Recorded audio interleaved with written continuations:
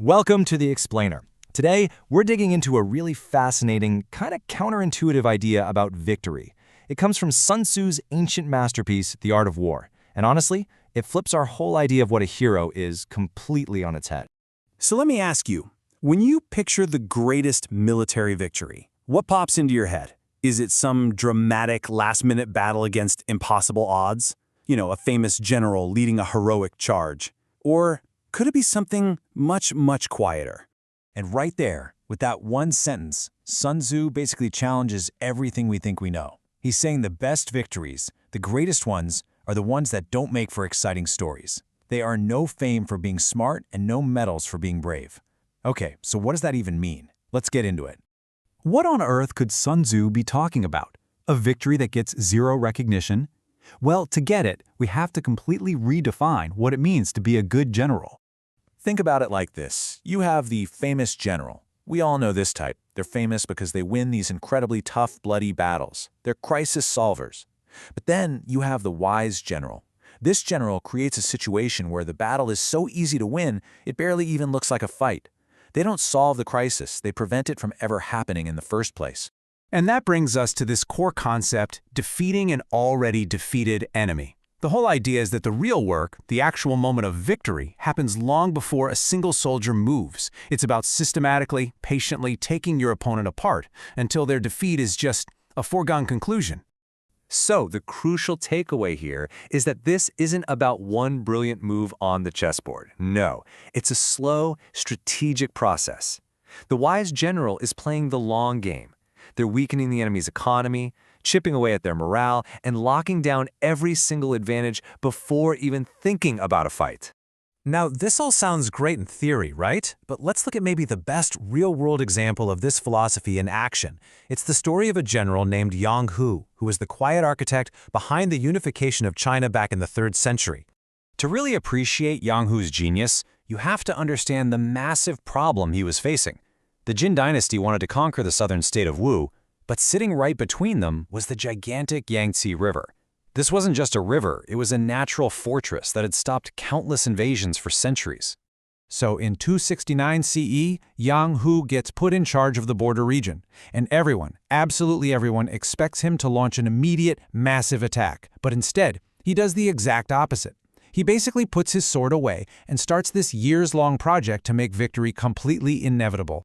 His plan wasn't some secret military tactic hidden in a scroll.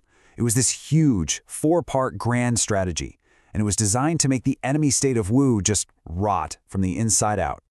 And just look at this blueprint.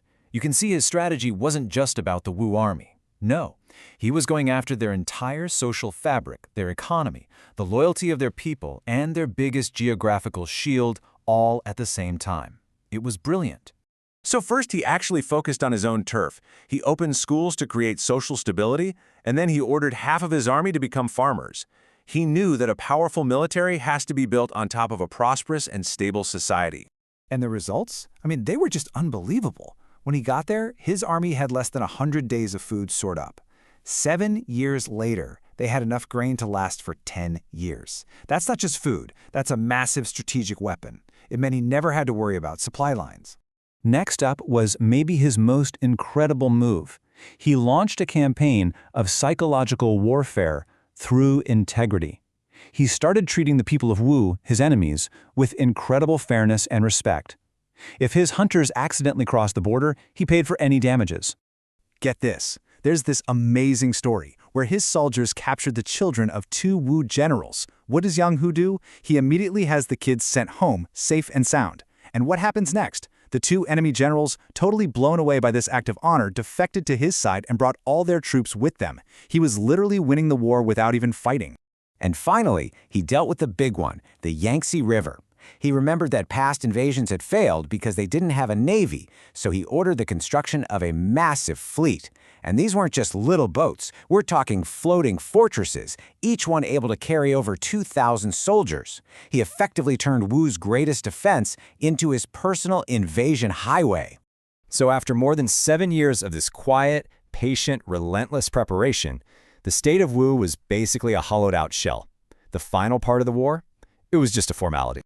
This timeline really says it all. You'll notice, by 276, his work is done. The war was essentially decided years before a single Jin soldier crossed that river. The advantage was so total that the actual invasion in 280 was less of a war and more of a cleanup operation. I mean, just look at the situation when the invasion finally kicked off. Jin was stronger militarily, stable economically, and their morale was sky high. Wu, on the other hand, was falling apart from the inside. Their economy was a wreck, and many of their own people and soldiers were already more loyal to Yang Hu than their own leaders.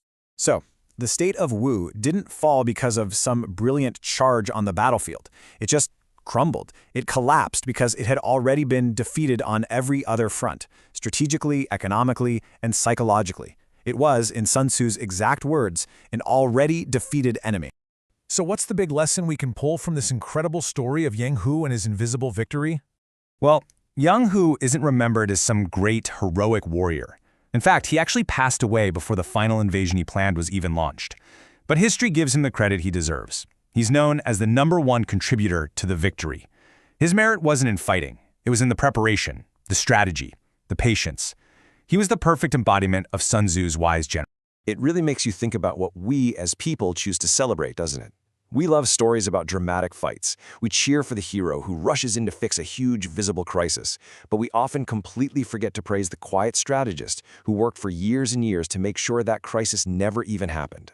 It really makes you wonder, right? How many of the greatest successes in history and business, maybe even in our own lives, are the ones that were built so carefully, so quietly, that by the time the victory finally comes, it just looks easy, inevitable, and earns no fame at all?